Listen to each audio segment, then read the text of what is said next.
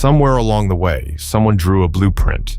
Before you were old enough to have an opinion, someone decided what your life was for, what kind of person you would become, what kind of work was respectable, what kind of life was worth living, what kind of ambition was appropriate, what kind of dreams were realistic.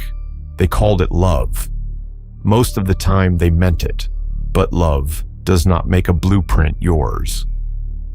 The second book of my trilogy follows a man called John. John is not a monster. John is not cruel.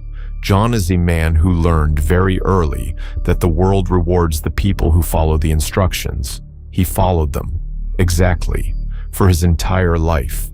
And the question the book asks is not whether John was wrong to follow them. The question is, what kind of life do you build when you build it entirely for someone else's approval? You know the blueprint you were handed. Maybe it was explicit. The career you were supposed to choose, the partner you were supposed to choose, the city, the politics, the version of success that your family would recognize as success. Maybe it was implicit, the atmosphere of the house you grew up in, the things that were never said but were somehow always understood, the low-level current that ran through every family dinner, every report card, every conversation about the future, telling you what you were and what you were expected to remain. Most people do not realize they are living inside a blueprint until they have already built most of the house.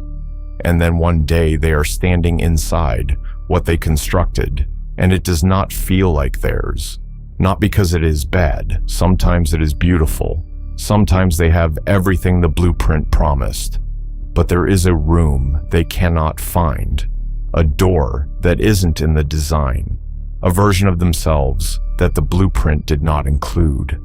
That version is what the mirror is holding. It is the life you would have built if the blueprint had been yours from the start. Not the fantasy version, not the reckless version, the honest version.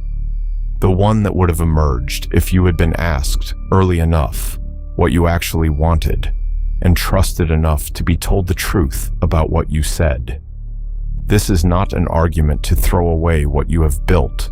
The house is built. The people inside it are real. The decisions were made.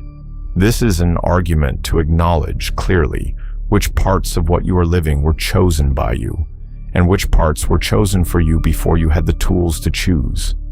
Because that distinction is the difference between a life and a life sentence, between structure and a cage built to look like structure.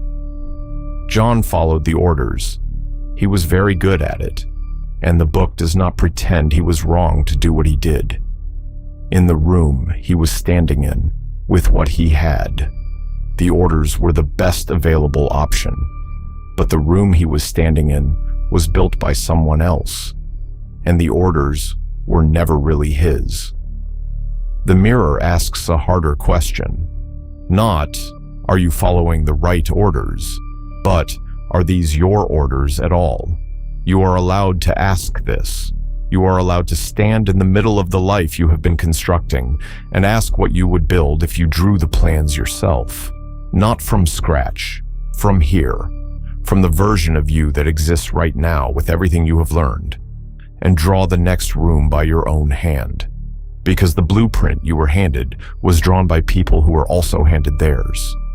None of them drew it from scratch either.